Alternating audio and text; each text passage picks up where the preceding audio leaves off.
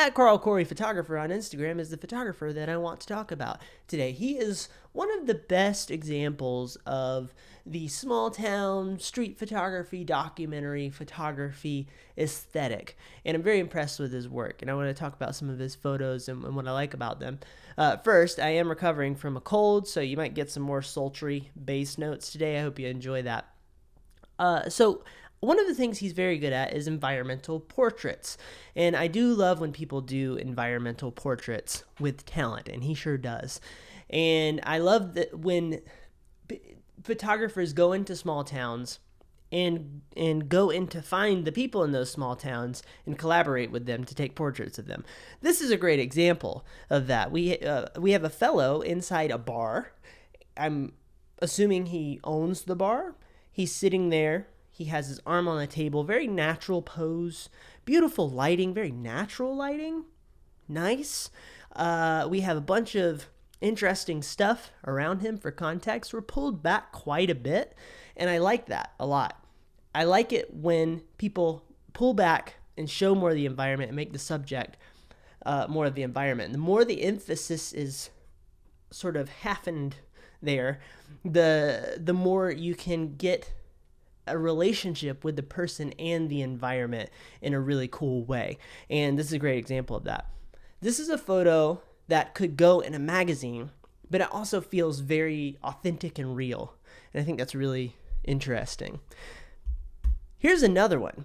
This is a fellow with a horse. And I like how, well, once again, the guy's back a little bit more. He has his feet cut off, which I think lends to the sort of authentic and real feel of things. But we, once again, have the person a little further back, and then environment around him. We have his buddy, the horse, and a rope acting as a leading line between him and the horse. Good stuff. I like the interesting framing where things are cut off here. Like I said, his feet. But then on the left and the right, we have his truck, and we have the trailer cut off in the same way. And then we have some other environmental stuff. And very quickly, I'll say, I grew up in a small town. So that's one of the reasons why I resonate with this type of photography, is because I've been in these types of environments. Maybe not so much this. This looks like Kansas or something. Lots of trees around where I live here in South Carolina. But I have definitely been around the small town aesthetic, and I love seeing how it's captured. And it's not something that is straightforward to do in photography. You have to be talented to do it well, I think. And it takes compositional thoughtfulness. So here's another portrait. This is something, I've been in a workshop like this before. And so I can feel this workshop. I can smell this workshop. I love how we have our fellow dead center. He's in his outfit. We have a bunch of stuff around him that he would be using to do his craft. We have interesting doodads, things that are a little bit out of style for a lot of us these days. For a lot of young people, you're probably not going to be using a giant wooden TV or some old, monitors. And I wouldn't even know if those are CRT monitors. I don't know what kind of monitors those are. But it's interesting because this workshop has probably been somewhat like this for like 20 years. There are things in here that are probably 20 and 30 years old. And there's so much character in this shot. But I love the composition with him dead center and then the workshop flowering around him. And once again, this is something that I feel like could go in a magazine or be hung on a wall. It's a beautiful photo, but it's also very real and authentic. The lighting is very natural. I would be curious to know if he's even using studio lighting here, artificial lighting, because I could see him getting this naturally, but I could also see how he might need some help. I love how he worked well with the sort of yellowy aesthetic of, environments like this. He did a good job with that. And, great composition, lines are straight, good stuff. I'm wondering what lens he's using for these. I'm thinking maybe like a 50 millimeter or so, maybe even wider. I'm not sure, but really beautiful photo. Very talented at capturing portraits. And the expressions are very natural as well. This one reminds me of that farmer painting, with the guy and his wife. we do need a pitchfork here. We have this fellow and maybe his wife, I don't know, his sister or something like that. They seem to be related to each other in some way, right? And the reason why I say that, I think it's important to think about this. Look at how they're overlapping with their shoulders. Their proximity to each other gives indication to their relationship with each other, right? If they were just like a business, I mean, I guess if they were a close enough business partnership, they could touch shoulders or something, but it leads me to believe that they have some sort of familial relationship. I think that this is a fantastic portrait once again, and it also is once again authentic and real feeling. It's almost a little bit awkward the way they're posed, and I enjoy that. And I mean that in a really good way. Then we have the shack behind them. They're a little closer. There's more of them in the shot than in the previous portraits, but there is still environment. We can still gain some context about this place that they maybe own or I don't know, frequent, probably own. That would be my guess. But interesting stuff, and I love I like the color palette as well. It's quite nice. But yeah, the whole vibe of the whole small town vibe that I get with his photos is really wonderful. Here's one that, if you're driving around South Carolina, you will find this scene. And I love that he was able to capture this with this fellow, probably a bit of a character. Got his beer sitting on the porch. But once again, very natural shot, very natural lighting. Lots of character in this photo, not only with the person, but also with the scene. There is a lot of wear on his house, on the railings, on the house itself looks like it's extremely old. And there's a lot of symmetry here. So you can see he's using these compositional things to create a photo that's very pleasing to the eye. Then we have this one, fellow hanging out with his chicken, as one does. And he's sitting in front of a shack. Very natural, kind of imperfect lighting once again. I love how you have all of this stuff around him. We have, wood that he perhaps chopped. We have the woods that he perhaps got the wood from. We have the shack that gives us a sense of this guy's either living or work environment, not sure. Maybe a tractor over there. Very interesting photo. And you get the sense that these are just normal people. I love that. Now, I'm going to move into some of the non-portrait variety stuff now. I like this shot. This is like a small town shot with kind of the weird architecture that you get in small towns and windowless buildings and red lighting and, those signs. Oh my gosh, you've seen those signs everywhere. But in this case, we have snow. I didn't get a lot of snow growing up, so that's a bit of a divergence from what I'm used to. But beautiful light in this photo playing off of each other. Like I said, the snow gives this really nice, cool vibe, nighttime, good stuff. And, you wonder what's going on in there, what exactly this place is. Event Friday, OJ Karaoke, 9 p.m. S&S Power, Hitchville, The Usual Suspect. Is this like a music bar? They have gas, food, and liquor? I'm not sure. They do have an antenna. All right. Well, then we have this one inside of a bowling alley. And I love, one of the things I like about these photographers as well is they will go into inside places and get these really interesting interior shots. And I think that general street photography could embrace that a bit more, perhaps. That could be interesting. But I love the feel of this bowling alley. Once again, a ton of character, lots of symmetry. Once again, look for the symmetry. It's all over the place. And I bowled when I was a lad, and I had a ball. It was a custom bowling ball, and I had a pendant for hitting some score. It was not impressive. I think it was like 120 or something. But yeah, so I've been in these types of environments. I can smell the French fries and chicken. So very good shot, very beautiful, lovely colors. And I love that photographers are interested in capturing these types of environments. We have another snowy shot, nighttime, small town. This is, very broad road. I'd be curious to know where this is. I mean, is this like Alaska? Or is it somewhere in the continental?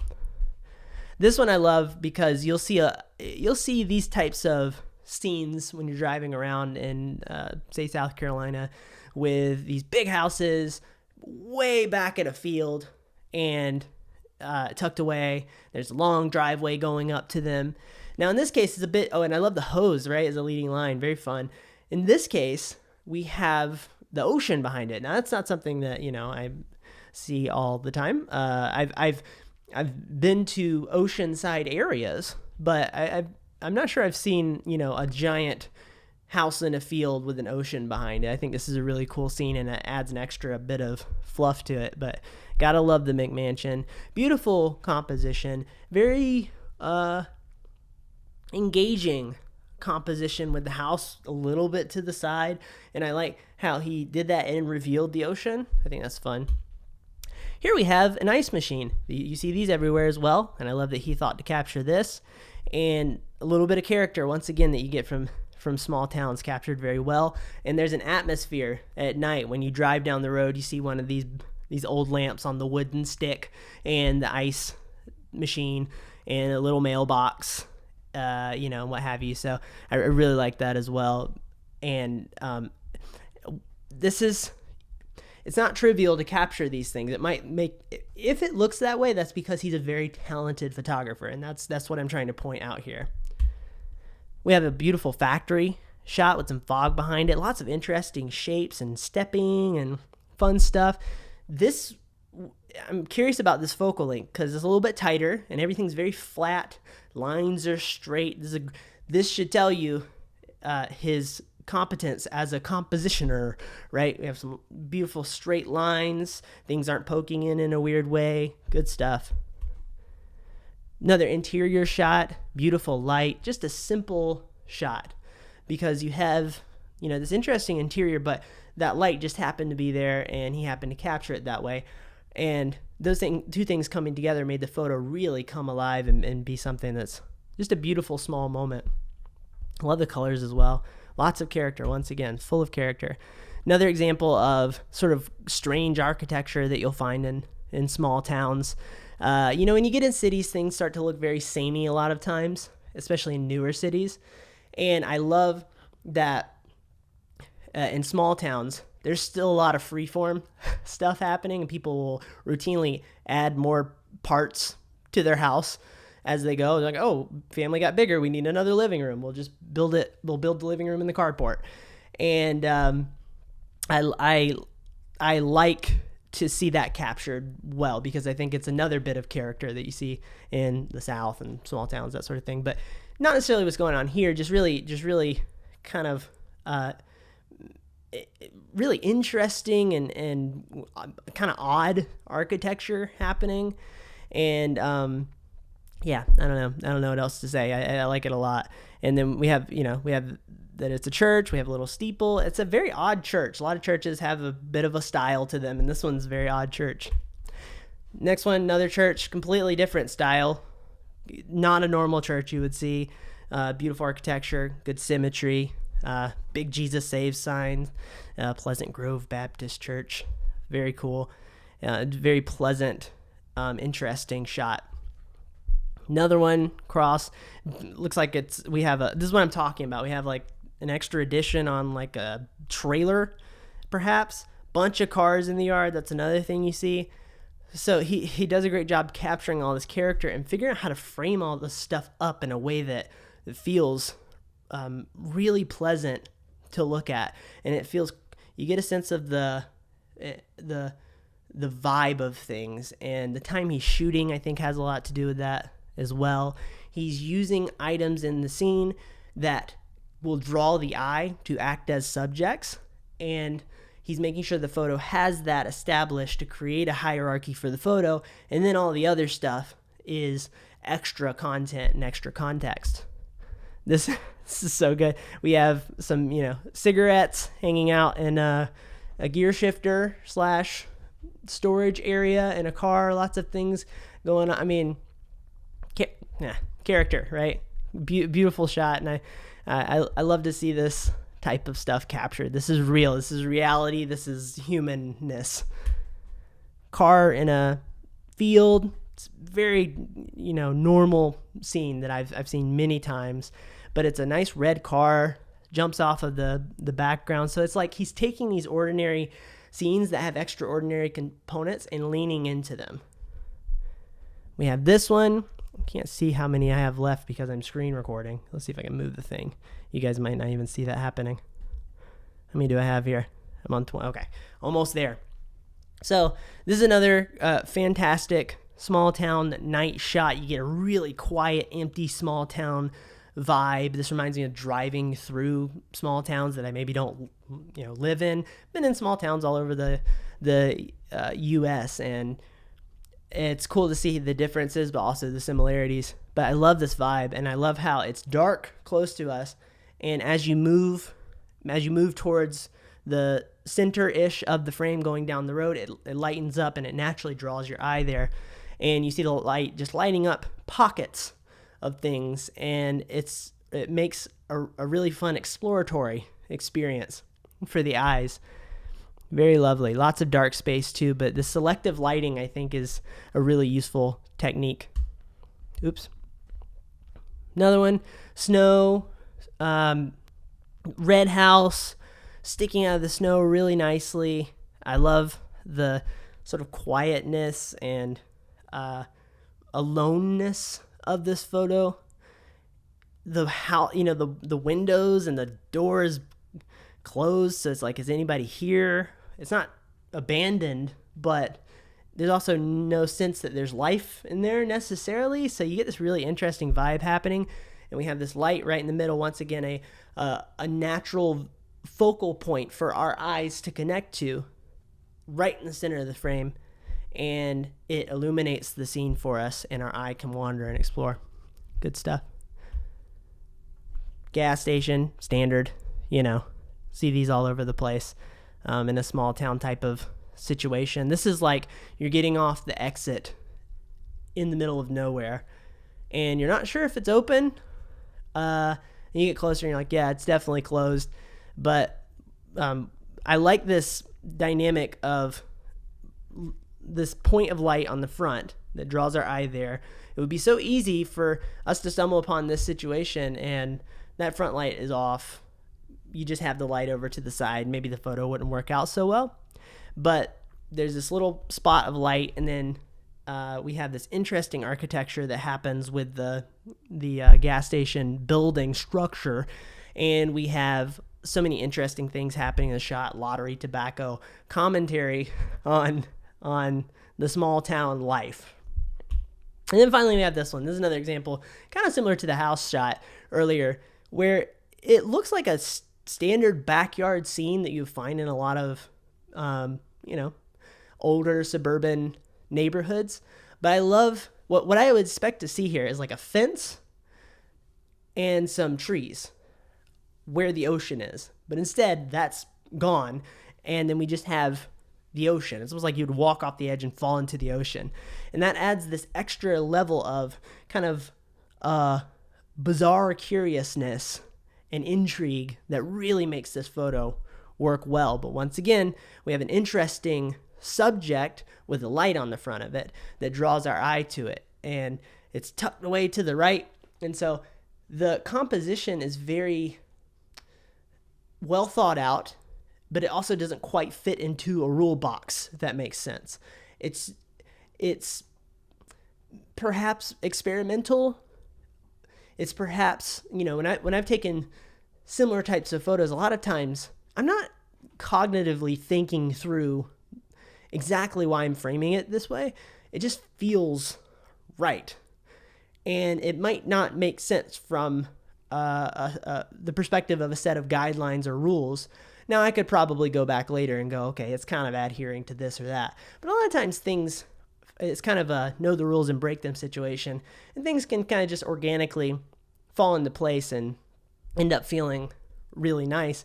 But when you have a composition like this where the subject's kind of interestingly off to the side and pointing towards the outside of the frame, that can also add intrigue because of the compositional interestingness. And I think this is an example of that. And then so we have the shack and this big tree behind it, and a beautiful sky. Once again, the sense of tranquility and peacefulness and quietness. Good stuff. So anyway, that's it for this one. I really enjoy his photography. I'm very impressed with his work, and I encourage you guys to check him out. I'm curious to know what you guys thought of the things that I said today and his work. And thank you for watching. Hope you have a lovely day. Goodbye.